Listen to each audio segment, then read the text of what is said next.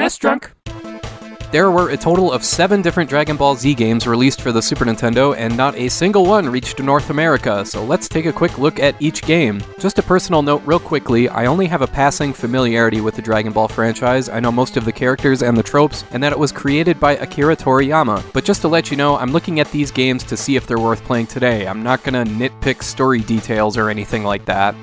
Starting with Dragon Ball Z Super Saiya Densetsu, this is a turn-based RPG that never left Japan, but there is an English patch available. And it's a remake of sorts, combining elements of 2 Famicom games, Dragon Ball Z Kyoshu Saiyan and Dragon Ball Z 2 Geikishin Frieza. This was developed early on in the Super Famicom lifespan, and it shows. This looks closer to an NES game than anything else, and since it's an early 90s JRPG, you better believe it's got a crazy encounter rate that'll drive you insane. This game does at least have kind of an interesting battle system. In each random battle, your party is dealt 5 cards. In the upper left of each card is a number representing attack strength, with 1 representing the weakest attack and Z being the most powerful. The lower right is the defense power. The cards with the blue letters in the middle are the energy attacks, and the yellow letters represent the more powerful attacks. If you want to know more about each attack in detail, there's plenty of info for you on GameFAQs. The battle system is nothing too in-depth, but it is something a little different than what you may be used to. What I find funny is that, yeah, this game is a total grind fest. You seriously just grind like crazy to prepare you for the next boss fight.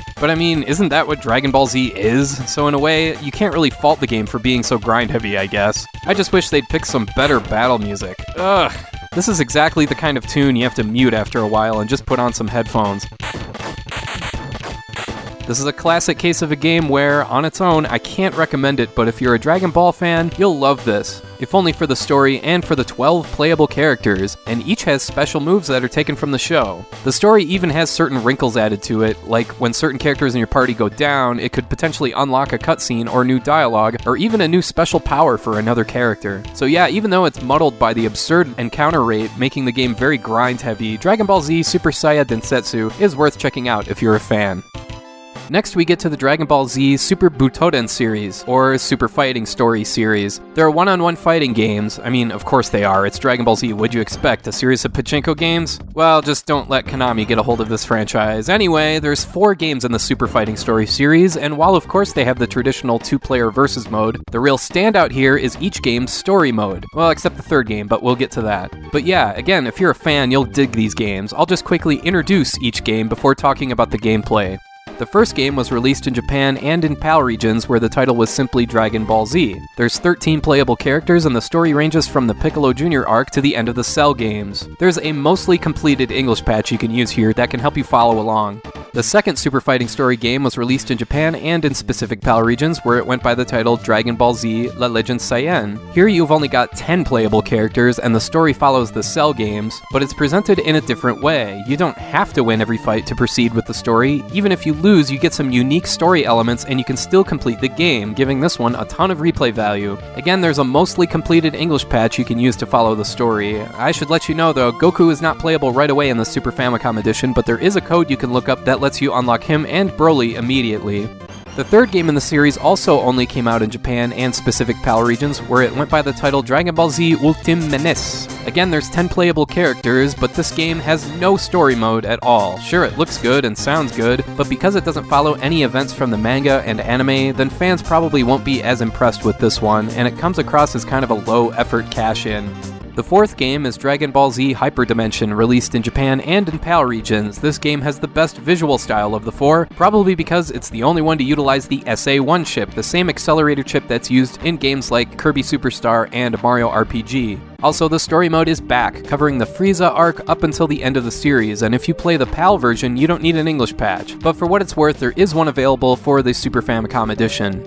So how do these games actually play as fighting games? It's pretty typical stuff from a moveset standpoint, ranging from real simple moves like sweeping the bottom of the D-pad, then pressing A for a fireball from Goku for instance, to some really complicated stuff for real devastating attacks. Again, there's plenty of info on GameFAQs if you want to learn some of the more in-depth combinations here, but what's really cool is that each move is true to the character, so there's a ton of fan-friendly stuff here. I should note quickly that Hyperdimension is the only game of the 4 that features SNK-style desperation moves when you're low on health, and they're actually not that complicated to pull off, which is nice. There's some other interesting wrinkles in the combat system, and they're consistent through all 4 games. For instance, the L and R buttons can dash your character left or right, you can press and hold Y and B to charge your special power meter or your ki, but most importantly is the X button has you fly up into the second tier of the stage, so to speak. Yeah, as you probably noticed from the footage, you can fight in mid-air. That's pretty cool.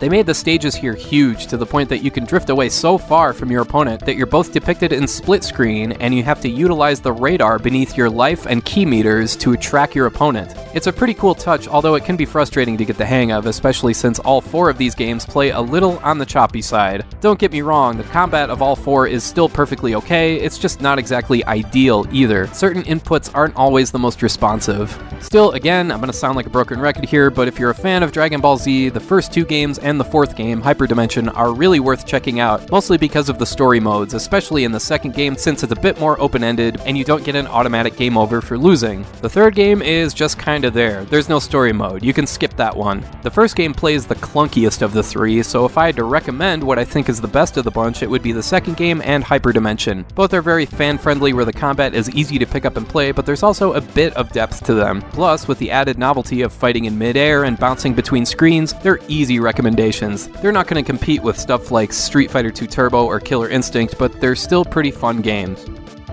Finally, we've got 2 more RPGs that came out within months of each other in Japan in 1995, Dragon Ball Z Super Gokuden Totogeki-hen and Dragon Ball Z Super Gokuden Kakusei-hen. Both have finished English translation patches, and I point that out because these games are extremely text-heavy and entirely story-driven. Tosogeki-hen follows Goku's adventures at the beginning of Dragon Ball all the way to the final battle with Piccolo, and okay, I said I don't know a whole lot about Dragon Ball, but I know enough to be confused as to why this game is titled Dragon Ball Z when it just follows the original Dragon Ball story. Probably just another attempt to cash in on something popular.